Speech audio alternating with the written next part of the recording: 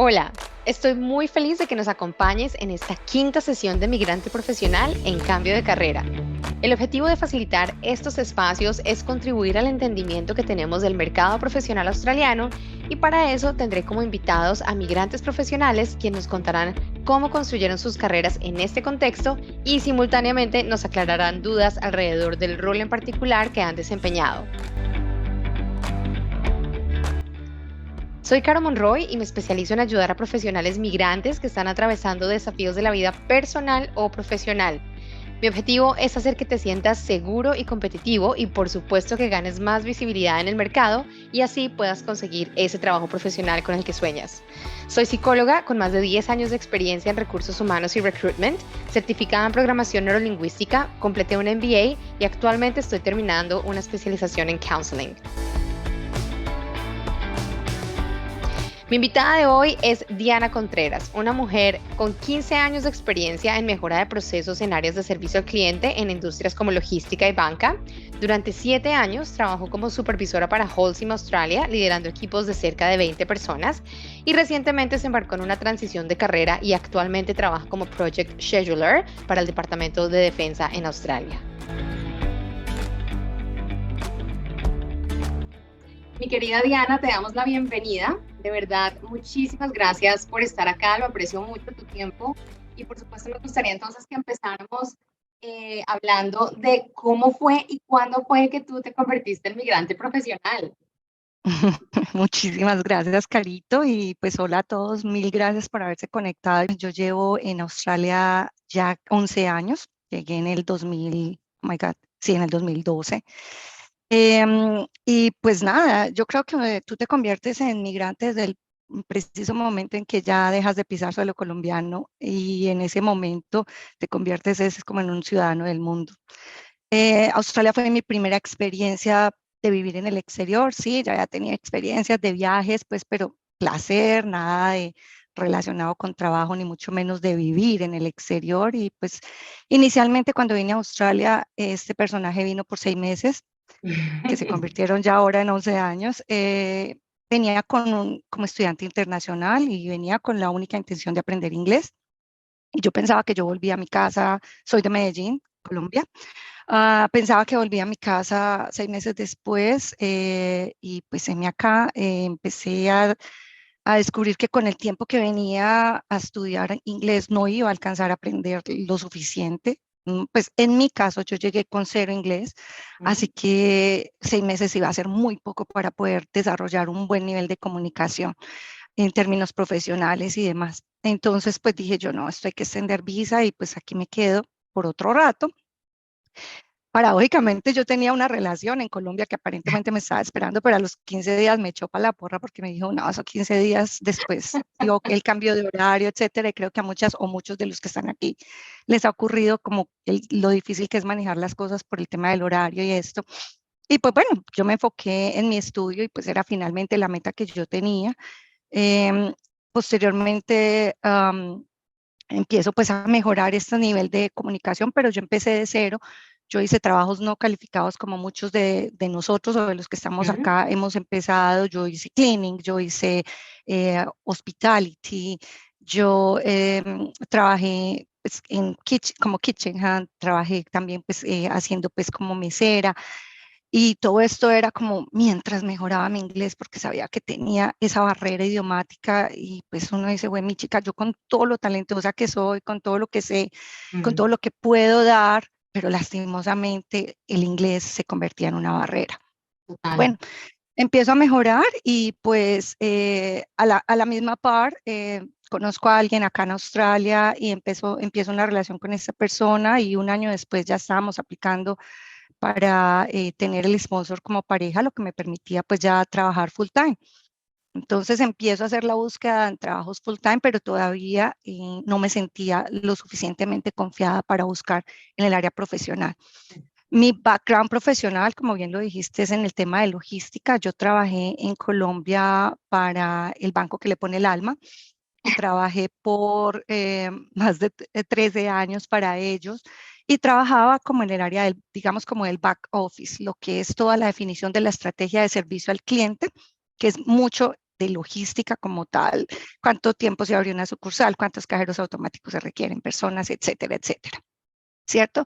Entonces, llego acá y pues sí, con una cantidad de experiencia, yo alcancé a lograr, digamos que una posición bastante alta en el banco, tenía a cargo 17 sucursales, me tocaba encargarme de toda la estrategia de servicio, pues con esas 17 sucursales, pues sumémosles un promedio de 10 personas por sucursal, entonces 170 personas reportando directamente, pero yo sentía que algo faltaba y yo ya tenía en mi plan irme del banco y continuar en mi búsqueda profesional. Y sabía que necesitaba inglés, pero bueno, llego acá y el choque con la realidad fue, digamos que bastante dramático en mi caso, por el solo hecho que yo dije, no, yo sé mucho, yo tengo una preparación profesional bastante interesante, pero no tenía el idioma.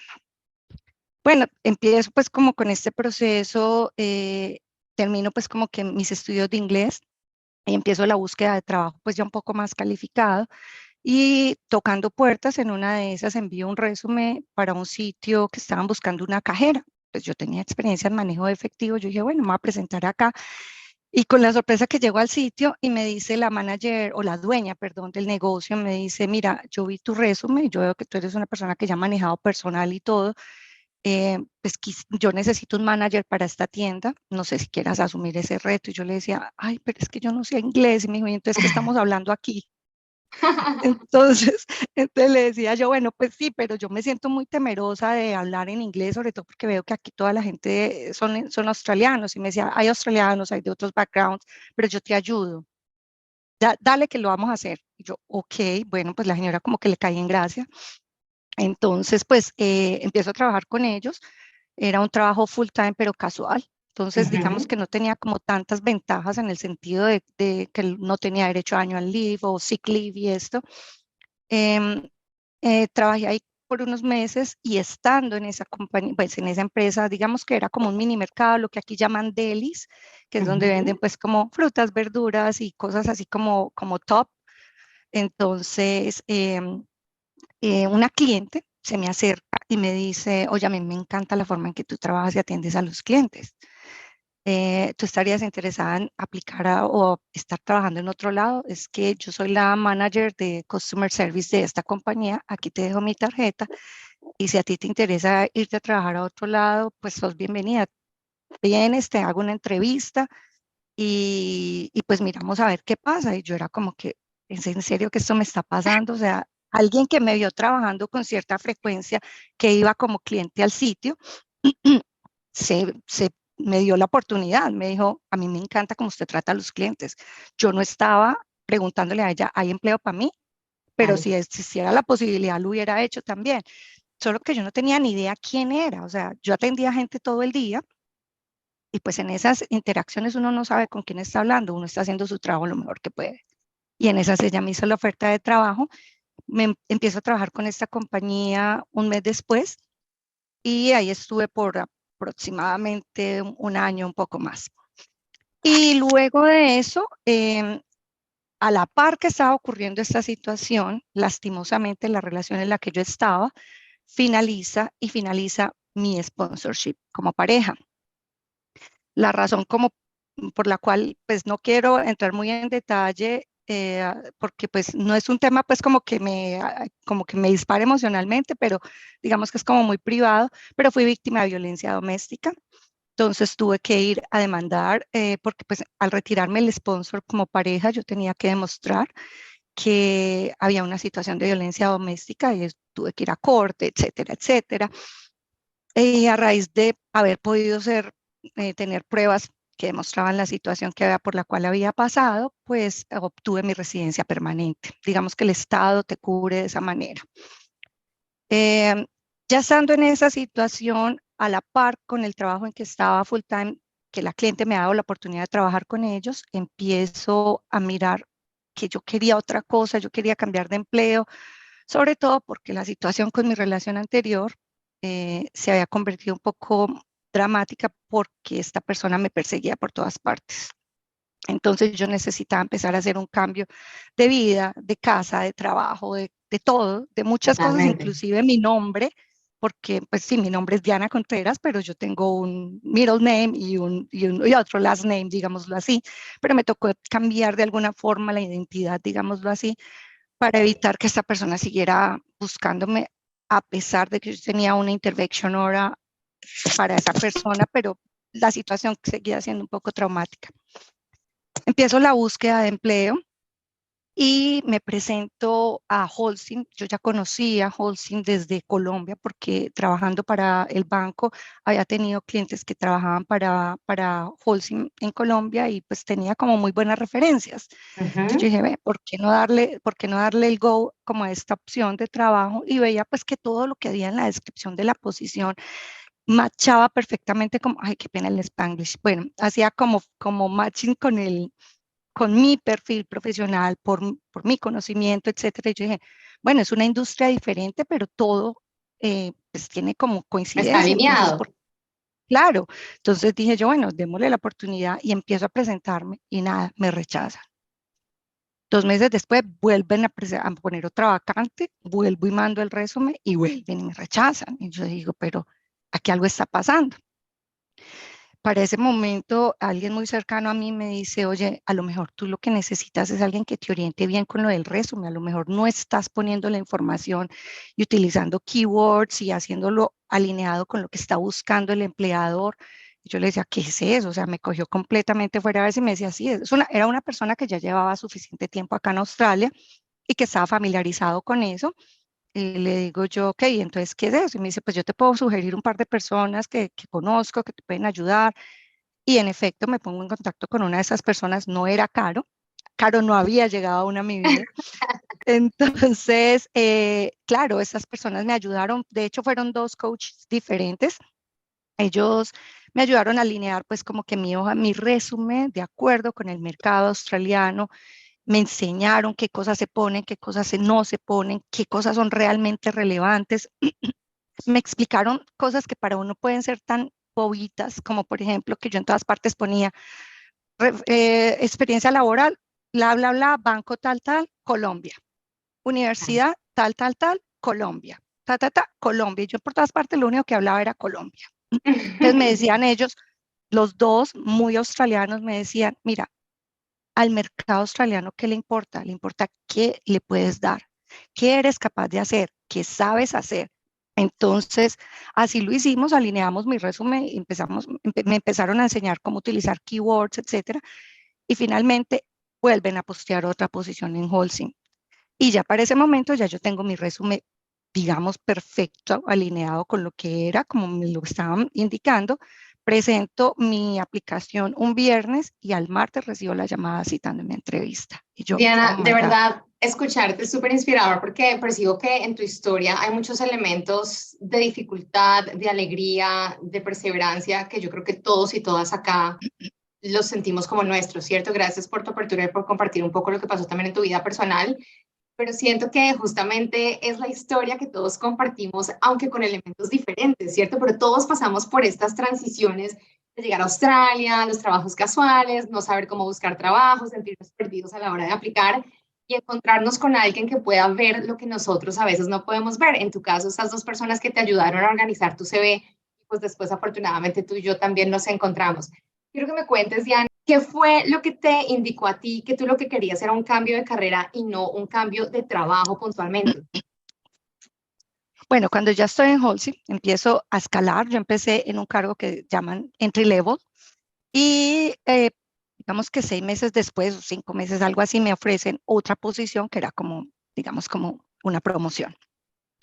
Había que desarrollar una cantidad de procesos, había que instalar la posición como tal porque no existía para ese entonces, no estaba documentada y eso es a mí lo que me encanta, o sea, a mí todo lo que es mejoramiento de procesos manuales de ejecución de operaciones y a mí eso era como que lo que más me gustaba, más me Fuerte. apasionaba. Entonces Ujú. se la metí toda y potencialmente todo lo que yo hacía en esos procesos lo empezaron a poner de forma a instalar, a implementar en el resto de branches en el país, porque digamos que Holcim acá en Victoria era como una sucursal regional, pero la head office es realmente en Sydney, pero también hay branches en Brisbane, en Perth, en otras partes. en lo que yo estaba haciendo acá lo empezaron a implementar en otros estados, entonces me volví como el referente. Y a mí ya me llamaban y me decían, Diana, mira, estamos trabajando en este proceso, queremos mirar qué tanta experiencia o qué tanto han hecho ustedes allá en Victoria con esto para empezar a implementarlo en otros aspectos que tenemos acá del área. Bueno, varias. Entonces me empecé a involucrar como más y potencialmente el equipo empezó a crecer tanto que pues finalmente cambiaron la estructura del negocio y me ofrecen la posición de supervisora. Entonces quedo ya como supervisora, tenía a cargo pues como toda la parte administrativa del lado del negocio en el que estaba. Muy interesante en términos de desarrollo profesional y de conocimiento. Sin embargo, digamos que unos 4 años ya estando en Holcim, hay un cambio de management con el que yo no estaba muy de acuerdo, no estaba muy alineado como con mis valores y mis principios relacionados con el trato a la gente. Ujú. Digamos que este nuevo estilo de gerenciamiento no estaba conmigo, no me parecía la forma en que se estaba direccionando el trato con las personas y yo siempre he sido de que las personas son lo primero, o sea, si tú tienes a la gente alineada para trabajar, ellos van a trabajar para vos, no es que vos le tengas que imponer nada ni tratarlos como que si no haces las cosas te vamos a despedir y ese tipo de presión, a mí eso no me gusta. Entonces yo dije, bueno, yo creo que empieza el momento de empezar a buscar para dónde irme.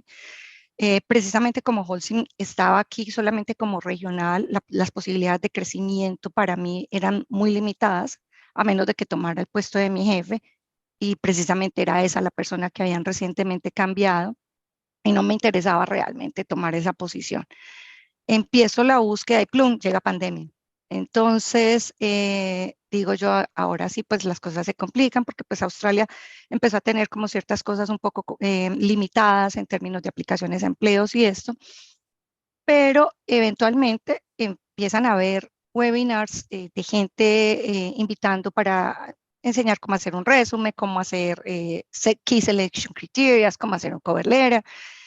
Y dentro de esas invitaciones, pues apareció una de Caro Monroy.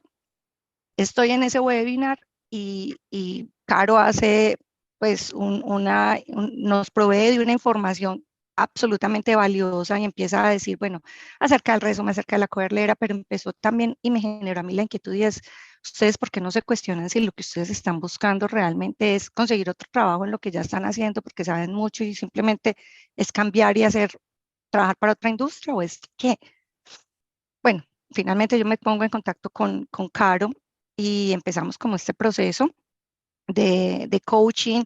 Me enseña a hacer mi resumen, cover letter, key selection criteria, me soporta como que para identificar qué cosas eran como que mis key skills y en qué podía yo utilizar, no solamente en la industria de la logística y de servicio al cliente, sino en qué otras cosas podía ser, digamos que útil mi perfil.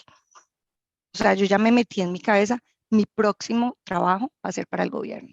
Yo quiero Total. trabajar para Australia, soy ciudadana, quiero pertenecer al gobierno, pero no quería en cualquier área del gobierno, quería trabajar para el Ministerio de Defensa.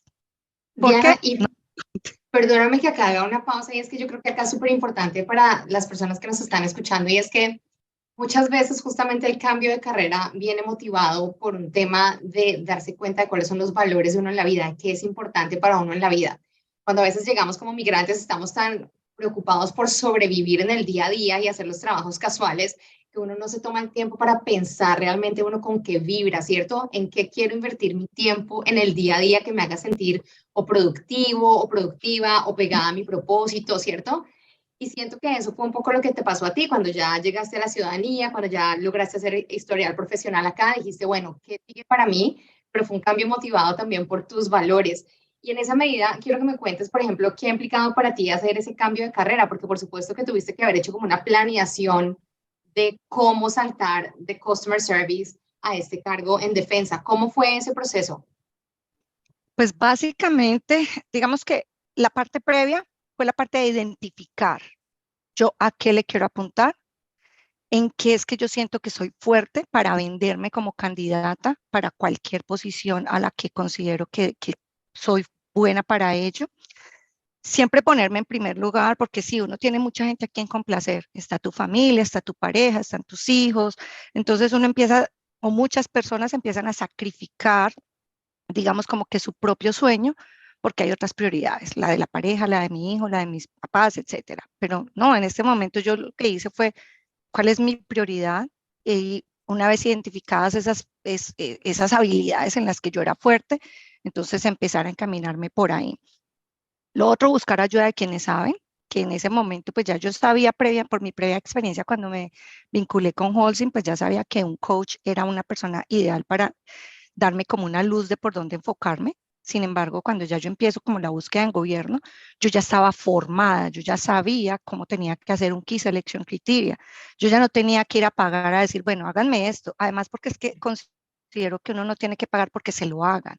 Uno tiene que aprender a hacerlo porque eso es lo que te ayuda a saber qué es lo que eso es tan bueno y por qué es que te tengo que vincular a trabajar conmigo. Mm. Si yo pago a otro para que me lo haga, pues sí, él lo va a hacer y va a utilizar un verbo muy bonito y una cantidad de palabras con las que probablemente ni siquiera estoy familiarizada, pero eso como que no me ayuda a introyectar, como hacer una introspección de quién soy realmente como candidato. Lo otro es que eh, estudiar, estudiar mucho y con relación a la posición a la que estoy aplicando. Entonces, cuando yo empiezo mi búsqueda con gobierno y con defensa, yo me mantenía viendo las vacantes que estaban publicando siempre, que están en el website, siempre veía qué vacantes había nuevas en defensa y en qué podía yo de pronto como que fueran similares, que estuvieran como alineadas como una cosa que se llama transferable skills y es lo que yo sé hacer, cómo lo puedo equiparar para esta nueva posición en la que quiero aplicar o para la que quiero vincularme. Entonces empecé a mirar y eventualmente pues resulta esta posición de Project Scheduler. Y habían elementos en común relacionados con mi background, no solo académico, sino profesional, pues laboral, que ya había tenido experiencia con ciertas cosas, pero yo jamás había trabajado en proyectos, jamás había tenido experiencia directa con scheduling, ni nada por el estilo. Sin embargo, cuando yo veo la posición, yo empecé a estudiar acerca de lo que significaba projects, lo que significaba scheduling, los términos que habían técnicos en la posición. Eso es vital porque a la hora de ir a una entrevista, yo podía hablar con propiedad de ciertos elementos que aunque nunca había trabajado con ellos, yo simplemente tenía que hacer como una especie de conversión de mi experiencia y mis habilidades anteriores a lo que este cliente o este empleador está buscando. Entonces, pues ya llego a la entrevista. Digamos que gobierno tiene, o digamos que el estilo de las entrevistas de defensa es un poco diferente para mi sorpresa, muy positivo, y es que te entregan las preguntas antes de la entrevista. Te dan 15 minutos, te piden llegar antes de la entrevista y te dan 15 minutos para prepararte y enfocar tus respuestas, lo que le da al candidato como la posibilidad de estar un poquito más tranquilo.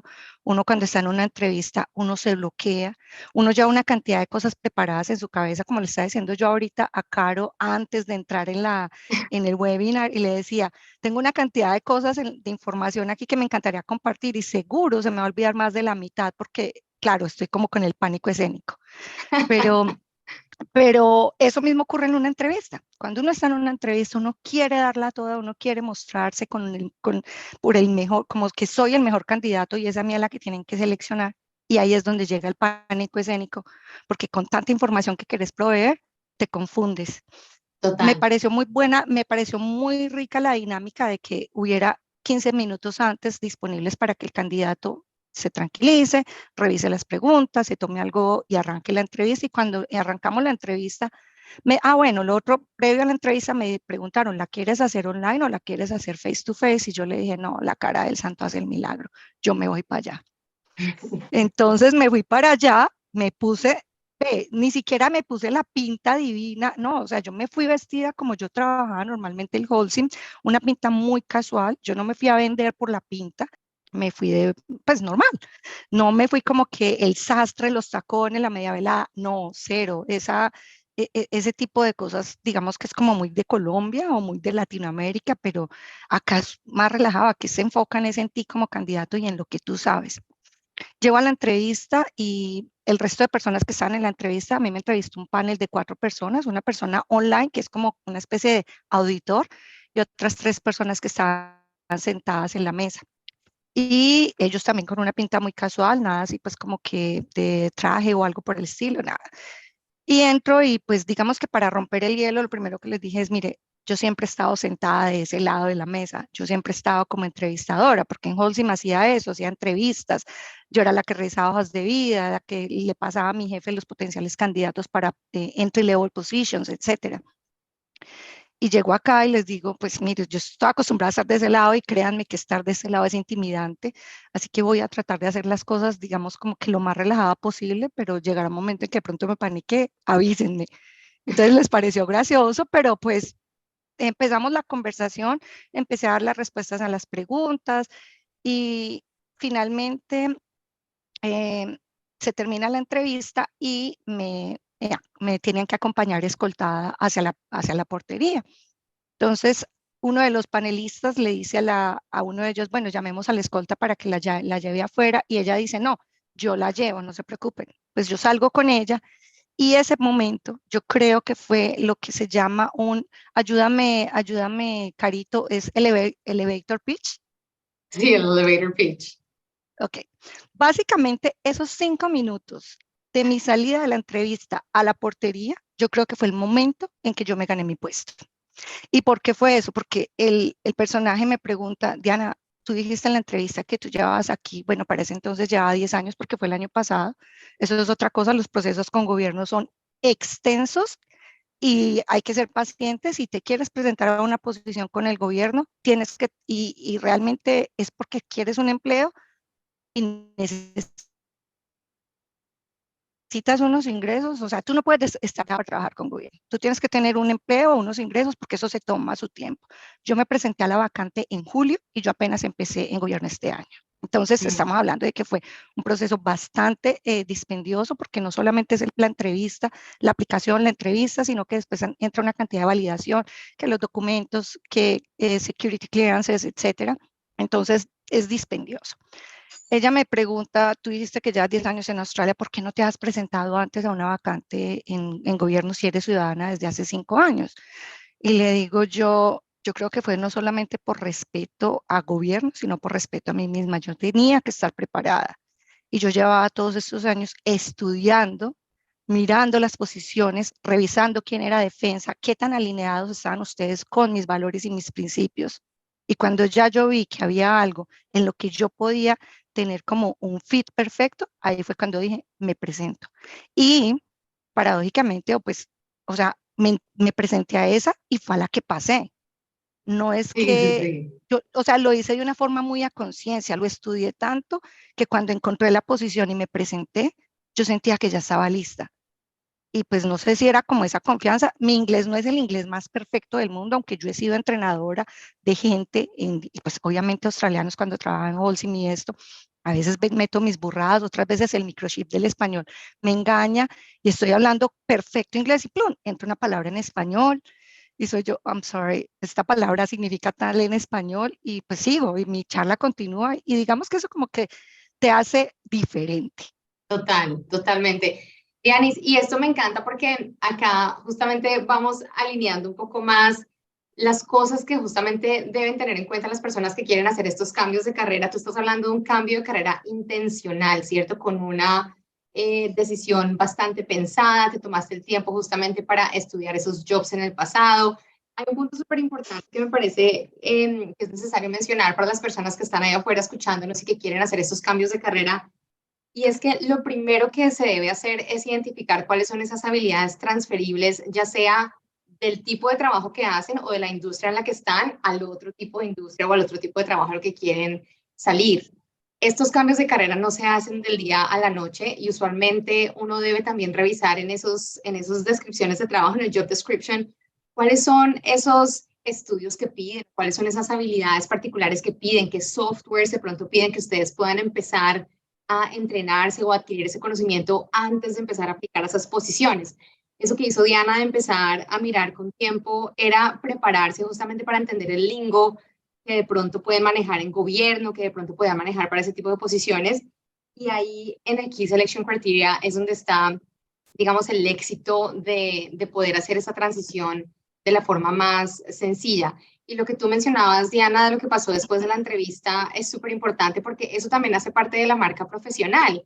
No somos robots y a la larga a veces se nos olvida humanizar a las personas que nos entrevistan, a las personas que nos llaman a hacer phone screenings y son personas como nosotros, ¿cierto? Y eso que tú hiciste fue conectarte desde la genuinidad y poder tener ese espacio más personal y te conocieron en tu esencia, ¿cierto? Y eso hace pues que difícilmente Exacto. se olviden. Bien, bien. Entonces, con eso que tú, Diana, nos has compartido tan generosamente, yo quisiera pasar al tema de cómo hacer para hacer el cambio de carrera. Antes de pasar a este tema, ¿hay algo más que tú quieras de pronto decir para cerrar un poco tus ideas o algún comentario que les quieras dejar a las personas que nos están escuchando? No, básicamente eso y además de que siempre que vean una posición en la que ustedes, pues antes de arrancar como con el grueso del asunto, si ustedes ven una posición donde hay un selection criteria, háganlo. O sea, tómense el trabajo ustedes mismos de desarrollarlo. Si necesitan ayuda, obvio, toquen la puerta y búsquenla, pero no significa que le deleguen esa tarea a otra persona. No, métanse ustedes mismos en la labor de definir, de aprender a hacerlo. Qué linda, Diana, de verdad aprecio mucho que te hayas tomado el tiempo para compartir un poco de tu historia. Por supuesto, es un pedazo muy, muy, muy pequeño, muy superficial de lo que han sido todos estos años de esfuerzo para lograr llegar donde estás. Así que de verdad, con mucho orgullo, de verdad te felicito.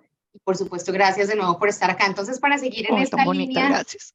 tan bella, para seguir en esta línea de conversación, entonces lo que quiero ahora es contarles un poco de qué es lo que se necesita hacer para esos cambios de carrera o para esos cambios de trabajo. Como decíamos ahorita, cuando uno quiere hacer un cambio de carrera, usualmente uno está mucho más driven por valores, ¿cierto? Como que hay cosas en la vida que están cambiando notoriamente y necesitas salirte del espacio donde estás o por clima organizacional o por diversas razones.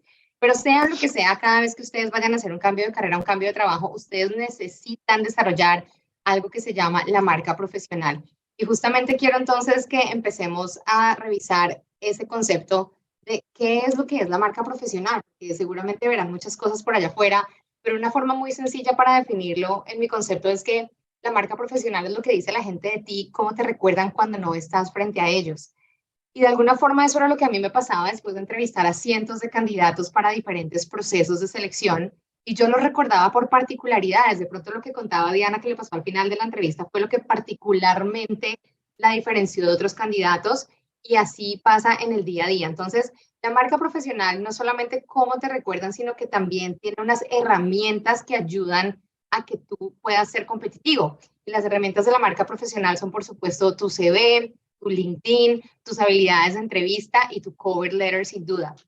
Pero entonces el CV siendo la herramienta más importante porque es como una foto estática de tu experiencia, de conocimientos, de habilidades, es el documento al que más foco se le debe poner, digamos, en este caso. El CV básicamente lo que les va a permitir a ustedes es ganar notoriedad en medio de una rume de cientos de pronto de CVs donde ustedes están compitiendo con otras personas y por eso es, digamos, tan importante que le prestemos atención a este tema. Y por eso quiero hacerles un par de preguntas. ¿Cuánto tiempo creen ustedes que se toma? Ahí les puse una encuesta, no sé si la ven, sí. ¿Cuánto tiempo creen ustedes que se toma? Perdón, ¿cuántas páginas debe tener el CV inicialmente? ¿Cuántas páginas creen ustedes que debe tener un CV bien escrito? Vamos a esperar 2 segundos más a ver qué dice la gente. 2 páginas va ganando, una página va muy cerquita, tantas como mi experiencia.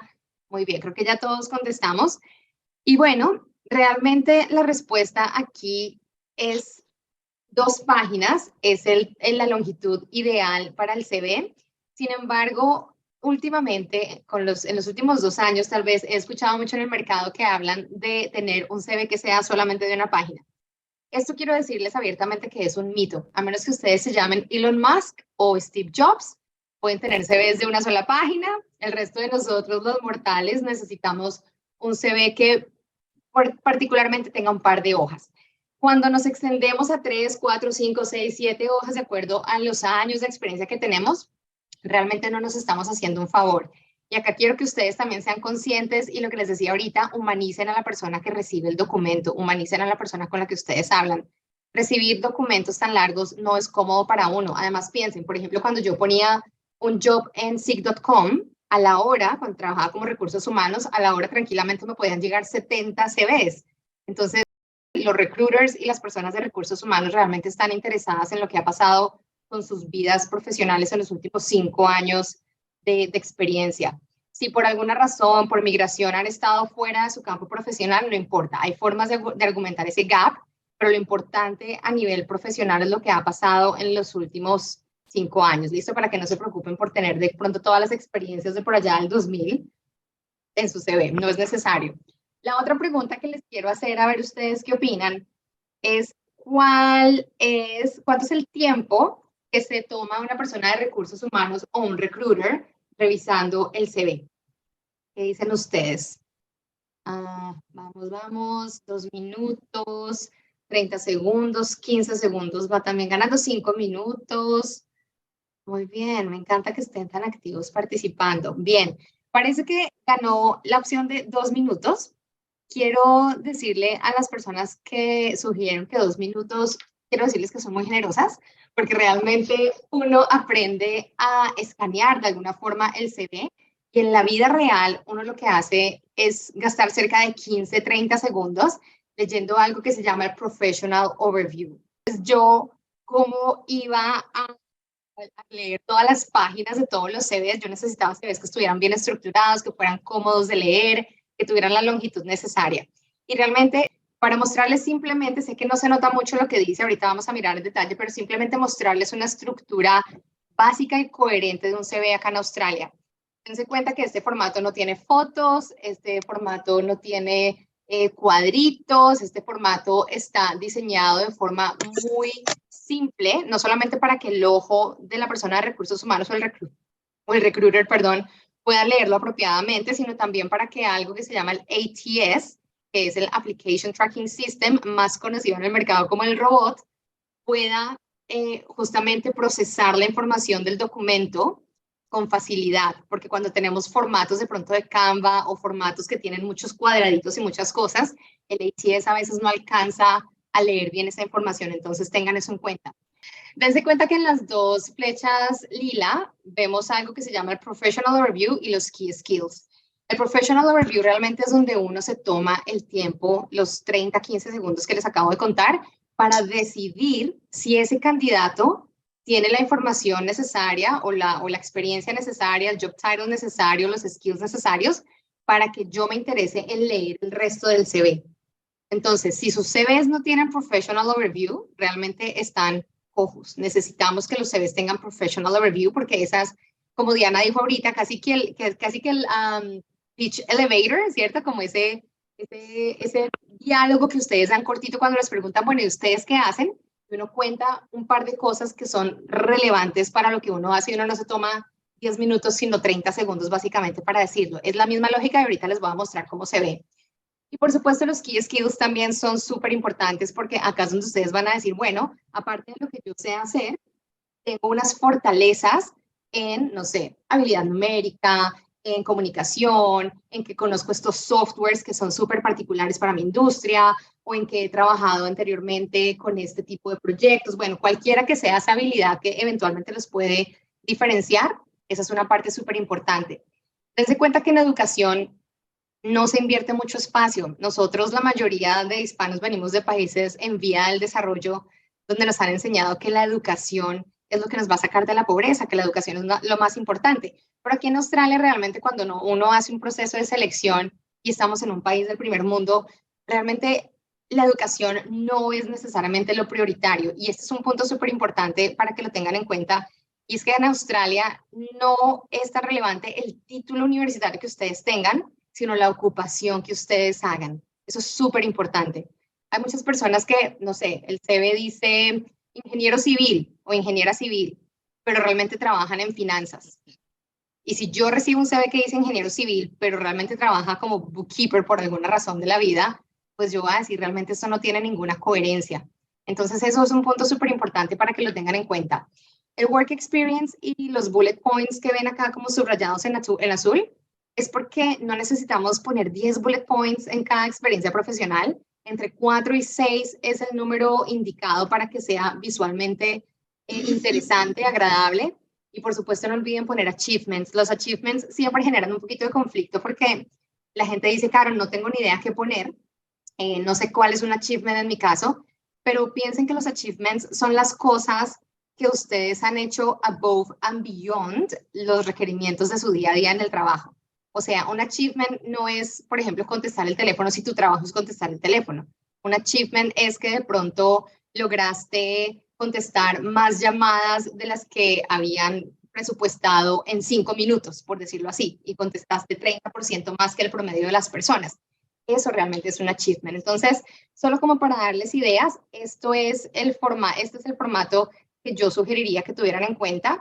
Y para tener un poco más de claridad entonces de por qué el Professional Overview es tan importante, el Professional Overview debe tener unas características puntuales. Quiero que se den cuenta que acá las señalé por colores. Y básicamente lo que dice es a Dedicated Customer Service Leader, ese es el job title o pues el job que está ocupando en el momento, with over 10 years experience, el tiempo de experiencia haciendo esa gestión, in Process Improvement and Corporate Customer Service, o sea, las cosas que hace puntualmente, within Retail and Manufacturing, las industrias donde ha trabajado, a Supervisor with Proven Track Record, de nuevo, el cargo, el seniority que tiene la persona, Managing Successful Teams, de nuevo, lo que sabe hacer, in a Inbound Customer Service Environment, en qué contexto sabe hacer eso. Strong Understanding of Compliance and Risk Management, de nuevo, qué conocimiento tiene, qué sabe hacer dentro de ese scope of work de Customer Service. Strategies and Experience Using Multiple Softwares, y acá está en morado SAP, Command and Workforce, como los softwares que eventualmente pueden generar un valor agregado o competitividad con respecto a otras personas. ¿Listo? Eso es para que lo tengan súper en cuenta. Si quieren conectarse conmigo a través de LinkedIn, pueden utilizar este QR y las personas que me escriban directamente les voy a regalar un template de CV para que tengan este CV listo para que lo customicen de acuerdo a sus experiencias. Entonces no olviden, se conectan conmigo en LinkedIn, me mandan un mensajito, Caro, estuve en tu webinar y les mando el template de CV.